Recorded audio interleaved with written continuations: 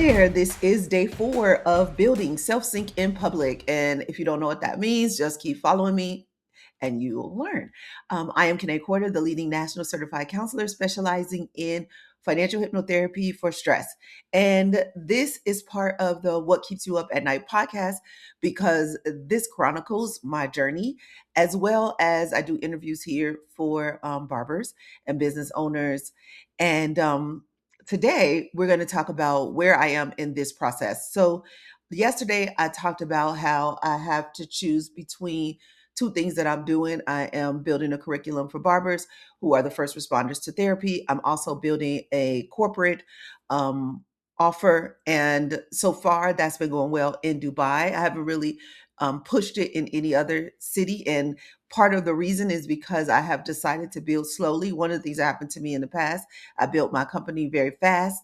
And then I didn't have a foundation, a strong enough foundation to sustain it. So, and that's happened to me twice actually. So this time I'm going to learn from I don't know if we could call it a mistake, but learn from my past and do things differently. So I'm going to build slowly. And I have these two offers. The same offer. It's a short 1 or 2 hour retreat, a 1 day retreat or 4 day retreat. So the same offer, but the same thing I do in my personal retreats, but the pivot is I'm not so much looking for one-on-one clients anymore. Customer to a customer, what's it called? That kind of business. Anyway, it's B2C. There we go. Business to customer is more B to B now. And I like that a lot. And so business to customer was a bit frustrating for me. I love working with men. I love working with men. And by choosing my target market as barbers, it kind of naturally happens. Yes, there are going to be female barbers in there, but I'm looking at probably 80, good 90% men and a 10-20% female. And the reason why I'm looking for that is because the speed in which I like to work. So yes, I'm building slowly, but my program is very fast. It's not one of those stay in therapy for 2-3 years kind of programs. And which is a lot of times what women like to do. When I work with women, they want to sit in their feelings, and men are like, let's get to the solution. Let's get to the solution. How do I get what I want? How do I feel better? And that's kind of what self sync is. Self sync is a system that is around, it combines mental health and money, and it is about getting the lifestyle you want, and getting it in a way that takes you to your next level. And when you go into your next level, one of the things that happens is that your mental health can suffer. It can suffer just because of what I just said. You want to build fast. It may not be happening the way that you want it to happen. And so you start to get discouraged. And part of the reason why I'm doing these videos is because this is the milestone.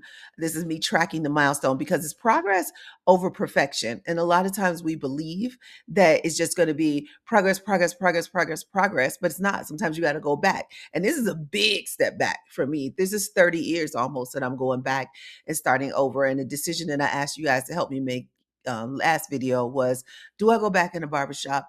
Do I just focus on teaching and first building the free network, building the paid network, and then building the curriculum, because that's income stream right there.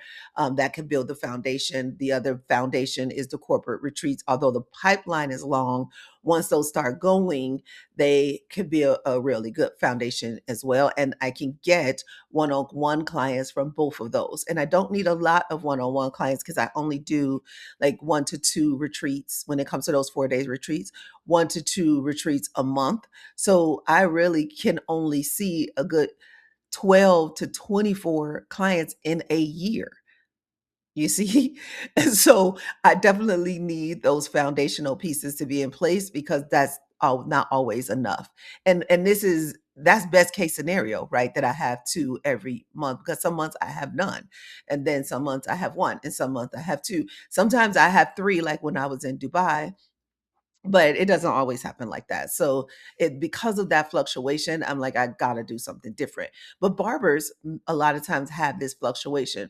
Sometimes and therapists as well, where sometimes the month of January is so slow because December was so well. And instead of stacking that money, you're just spending and having a good time and buying gifts and having parties. And next thing you know is January and you have nothing to show for December and you're barely making it through January. And I want to give barbers a system that allows them to plan better. One of the things that helped me out a lot is I put myself on payroll, and because my business fluctuates, but my monthly pay never fluctuated because no matter what, I pay myself the same. Whether if I make $30,000 in a month, I still only pay myself the $5,000 or $6,000 that I said was my salary.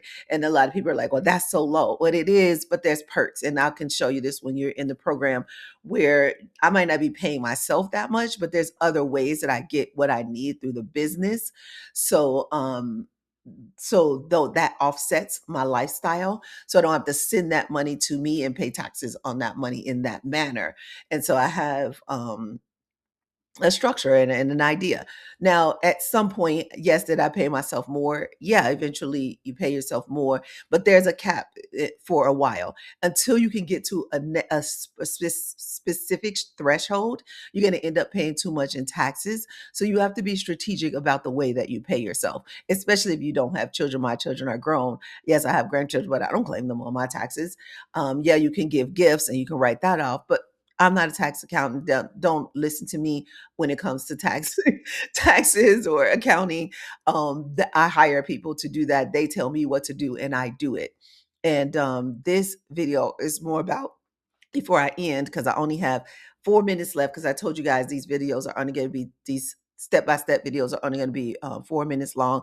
And the step that I'm in right now is putting my energy towards the corporate. And so now I have like this seesaw that I'm doing, like put my energy towards the corporate, put my energy towards the barbers, put my energy towards the corporate, put my energy towards the barbers. I don't know if that's the right way, but that's what I'm doing.